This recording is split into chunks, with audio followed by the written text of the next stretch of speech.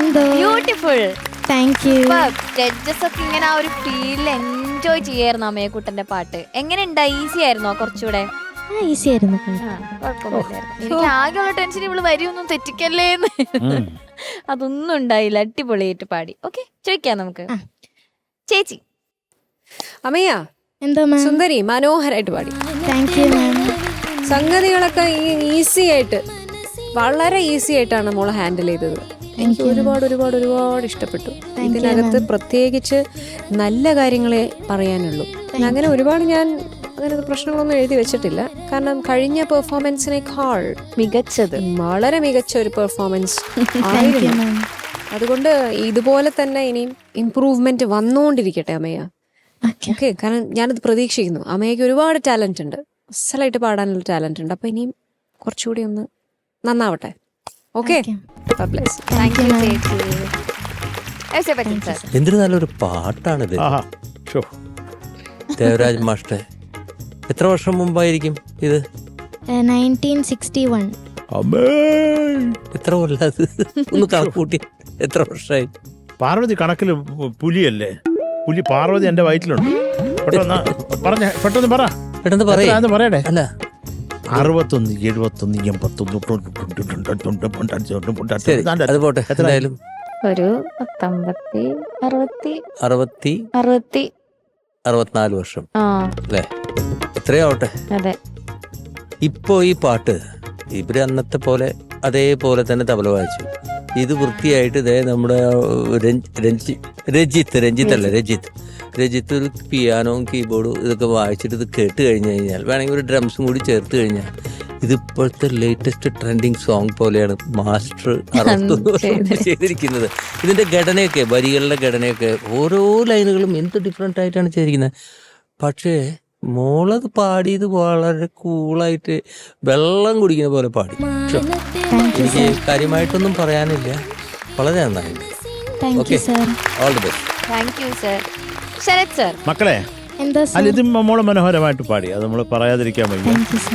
അല്ല, കുഴപ്പങ്ങളൊക്കെ മോക്ക് തന്നെ മനസ്സിലായിക്കണം. ഇപ്പം നമ്മുടെ പിന്നെ ഇരുന്ന് ഞങ്ങൾ പറയാനുണ്ടല്ലോ. കാരണം ഇത്രയും നാളായി ഓരോന്നും നമ്മൾ അല്ലേ, ഇപ്പം ഞാനൊരു പാട്ട് പാടുമെങ്കിൽ എനിക്ക് അതിലൊക്കെ എന്തൊക്കെ കുഴപ്പങ്ങളുണ്ട്, നന്നായില്ല എന്നുള്ളത് എനിക്കൊരു ധാരണ ഉണ്ടാവും എപ്പോഴും. അതുപോലെ മോക്കിപ്പോൾ ഇതിനകത്തുള്ള കുഴപ്പങ്ങൾ എന്താണ്? ഇപ്പം നല്ലത് കുറേ ഉണ്ടായിരുന്നു.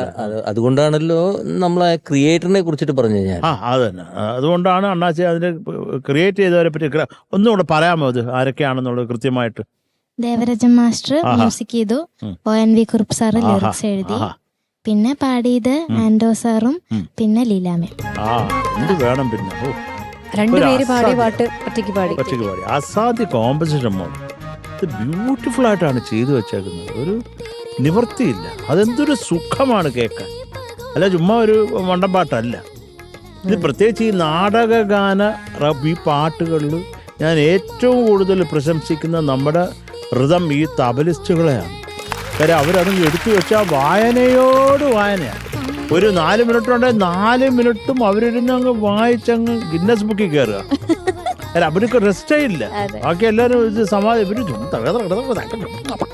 ഓരോ വായിച്ച് തള്ളുക. അപ്പം നിങ്ങൾക്ക് സ്പെഷ്യൽ ഓർക്കസ്ട്ര സൂപ്പറായിരുന്നു എങ്കിൽ നിങ്ങൾക്ക് ഒരു 5 പൈസയുടെ അഭിനന്ദനം എക്സ്ട്രാ കേട്ടോ. ഇത് അത്രയും വർഷങ്ങൾക്ക് മുമ്പാണ് 5 പൈസ എന്ന് ഓർത്തോളുക. നല്ല വാല്യൂവാണ്. ഇപ്പോൾ 6 ലക്ഷം രൂപയ്ക്ക് സമാനം.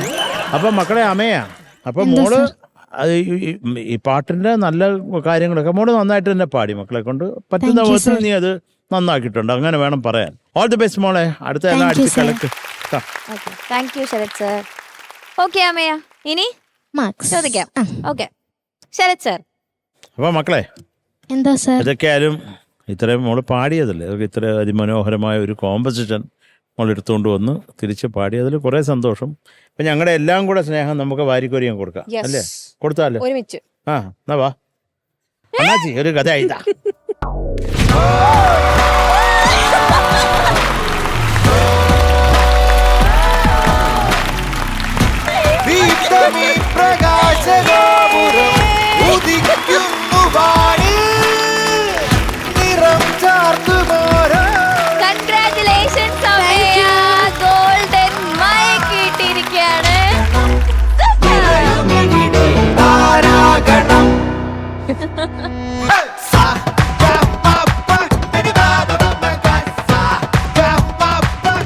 അസാധ്യമായിട്ട് പാടിയടാ, താങ്ക് യു സർ. ബ്യൂട്ടിഫുൾ ആയിട്ട് പാടി. Thank you sir. സൂപ്പർ. അത് നിനക്ക് ഇതൊരു സസ്പെൻസ് ആയിക്കോട്ടെ എന്ന് വിചാരിച്ചാൽ ഞങ്ങളത് പിടിച്ചു വെച്ചത്. അതാണ് ഞാൻ ഇവിടുന്ന് ഇറങ്ങി ഓടി കെട്ടിപ്പിടിച്ചാലെന്ന് വിചാരിച്ചു. പഞ്ചരിക്ക് പറ്റുന്നില്ല. അത് നമ്മളെന്തായാലും ഉഗ്രായിട്ട് പാടിയതാ, താങ്ക് യു സർ. ബ്യൂട്ടിഫുൾ ആയിട്ട്. അത് അസാധ്യമായിട്ട്. ഇപ്പൊ ദേവരാജ മാഷ് ഉണ്ടായിരുന്ന ഡെഫിനറ്റ് ആയിട്ട് അവിടെ വന്ന് മോക്കൊരു ഉമ്മ വന്നേനെ ഉറപ്പായിട്ടും. താങ്ക് യു അപ്പൊ സർ. അത് അസാധ്യമായിട്ട് പാടി. അത് നിങ്ങൾ ഇങ്ങനെ പാടുമ്പോൾ അത് കേൾക്കാനൊരു സന്തോഷം. നമ്മുടെയൊക്കെ മനസ്സ് നിറഞ്ഞ് കവിഞ്ഞൊഴുകി. ഇനി അതിൽ തന്നെ ഞങ്ങളുടെ വീടരുത്. അത്ര എന്ത് സുന്ദരായിട്ടാ സാർ ആ സംഗതികളൊക്കെ. എല്ലാം ഡിഫിക്കൽട്ട് ആയിട്ടുള്ളത് മോള് ചറവറാന്ന് പാടി, Thank you, കൂളായിട്ട് sir. ഒന്ന് പാടി കേട്ടോ. അപ്പൊ ഓൾ ദി ബെസ്റ്റ് ചക്കരെ. ചക്കരെ love you lot. Love you too sir. എനിക്ക് 2 സന്തോഷം പറയാനുണ്ട്. എന്തായിരുന്നു ആദ്യത്തെ സന്തോഷം, പറയൂ. കഴിഞ്ഞ എലിമിനേഷനിലെ ഡേഞ്ചറസ് സോണിൽ നിന്ന ആളാണ് അമ്മയ. ഇപ്പൊ ഗോൾഡൻ മൈക്ക് കിട്ടിയിരിക്കുകയാണ്. ഈ എലിമിനേഷനിൽ നിന്ന് രക്ഷപ്പെട്ടു. And അപ്പൊ ഞാൻ എനിക്ക് പറയേണ്ടത് പറയട്ടെ. 2 കാര്യം പറഞ്ഞു കഴിഞ്ഞോ? ഇല്ല, ഒരെണ്ണം കൂടി ഒന്നും ഉണ്ട്. പോരെ, പോരെ. 3 ക്വാർട്ടർ കടന്നിരിക്കുകയാണ്. ഡയറക്റ്റ് ക്വാർട്ടറിലേക്ക് കയറിയിരിക്കുകയാണ് നമ്മുടെ അമ്മയെ കുട്ടി. ഓക്കെ, പക്ഷെ ബാക്കി 2 പാടാതിരിക്കരുത്. ഓക്കെ, ഇനി ചേച്ചിയുടെ. യെസ്, ഇവിടെ ശരത് സർ ഒരു കാര്യം പറഞ്ഞു. ആ. ദേവരാജ മാഷ് മോളുടെ പാട്ട് കേട്ടിരുന്നെങ്കിൽ ഒരു ഉമ്മ തന്നേനെ. മാഷ്ക്ക് വേണ്ടി ഞാൻ ആ ഉമ്മ തരാൻ പോകുവാണ്. ഓക്കെ, എന്തായാലും മൈക്ക് വാങ്ങാൻ അങ്ങോട്ട് വരണം. Golden mic. അപ്പൊ അവിടെ ഇവിടെ വെച്ച് വെച്ച് കൊടുക്കാം ഉമ്മ ചേച്ചി. ഓക്കെ, വാ കുഞ്ഞെ, വാ ഓടി വാ. മാനത്തെ മഴവില്ലിൻ നിറം എൻ മനസ്സിനുള്ളിലെ മാറിവില്ലിൻ ഏഴല്ലിടുന്നൂറ് നിറങ്ങളേഴല്ലിടുന്നു.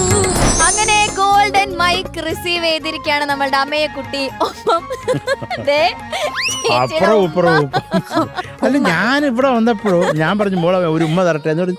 നോക്കുമ്പോ കൊച്ചിന്റെ ഇവിടെ ആരോ കടിച്ച പോലെ. അപ്പൊ ഞാനിപ്പോ ചോദിച്ചു ഇപ്പുറത്ത് ആരാണ്. ഞാൻ അപ്പുറത്തും ഇപ്പുറത്തും കൊടുത്തു. മൊത്തം ഇവിടെയൊക്കെ ഉണ്ട് ചേച്ചി. ആ മഞ്ചേരി പറഞ്ഞു ഇനി ലിപ്സ്റ്റിക്കിന്റെ ആവശ്യമില്ലല്ലോ സാർ, ഞാൻ മുഴുവൻ നമുക്ക് കൊടുത്തങ്ങ് കളഞ്ഞു. ഓക്കെ, അവൾ അത്ര നന്നായി പാടി. ബ്യൂട്ടിഫുൾ മോളെ, ബ്യൂട്ടിഫുൾ. ഗോൾഡൻ മൈക്കിൽ ഒന്ന് വേണമെങ്കിൽ പാടാം അല്ലേ നമുക്ക്? ഗോൾഡൻ മൈക്കില് ജസ്റ്റ്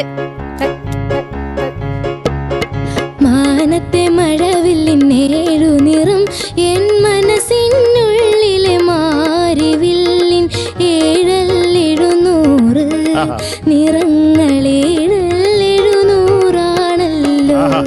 മാരനു മലരം പഞ്ചല്ലോ എൻ മനസ്സിനെയാ നിൻ കടമിഴിയിൽ അഞ്ചല്ലഞ്ഞൂറ് പൊന്മലരമ്പുകളഞ്ഞൂറാണല്ലോ.